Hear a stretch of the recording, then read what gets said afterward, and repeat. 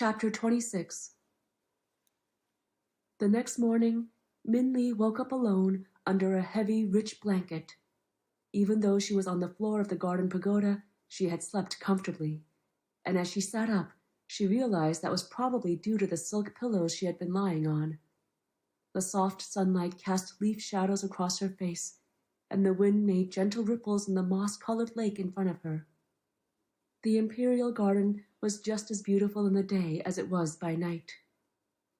On one side of her lay a small table with a small pot of tea, a bowl of rice porridge, and tea-stained eggs. Breakfast, Min Li thought to herself. But before she reached for it, she saw that a yellow brocade traveling bag lay on the other side of her. Inside the bag, Min Li found her humble blanket, rabbit rice bowl with needle and bamboo piece, chopsticks, a generous supply of cakes, and her hollow gourd full of fresh water. On the very top lay the gold-threaded pouch that held the ripped page of fortune. Min Li took the pouch and held it with two hands. Well, I have the borrowed line, Min Li thought. At least, I hope it is. So, after a quick breakfast, Min Li quietly left the pavilion. Part of her was tempted to explore the mosaic walkways through the jewel-colored leaves, but she knew being discovered by one of the king's counselors would be disastrous. Also, she knew Dragon was patiently waiting outside the city. So, using the king's secret door, Min Li carefully left the garden and walls of the inner city. And when she was out of the garden, Min Li realized it was very early morning. The outer city was still sleeping. The stands were bare and the umbrellas were closed. Quickly, Min Li scurried to the gate. With great effort, she was able to get through.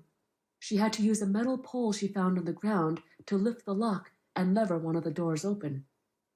Even then, she was only able to get it open a crack and had to squeeze. As she fell through the gate, gasping for air, she was shocked to see Dragon lying in front of the stone lions, sleeping. It took a couple of prods before Dragon woke, and his loud morning yawns almost put Min Li in a panic, but they were able to get back to the hiding shelter of the forest before anyone saw them. "What were you doing by the city?" Min Li asked. "You were supposed to stay hidden." "I was getting the borrowed line," Dragon said. "What do you mean?" Min Li said. "I have the borrowed line." And in a rush, the two of them told each other about their night adventures. Dragon stared at the ripped page from the book, and Min Li looked at the red cord in Dragon's hand. "So which is the real borrowed line?" Dragon asked Min Li. "I guess that is another question we'll have to ask the Old Man of the Moon," Min Li said.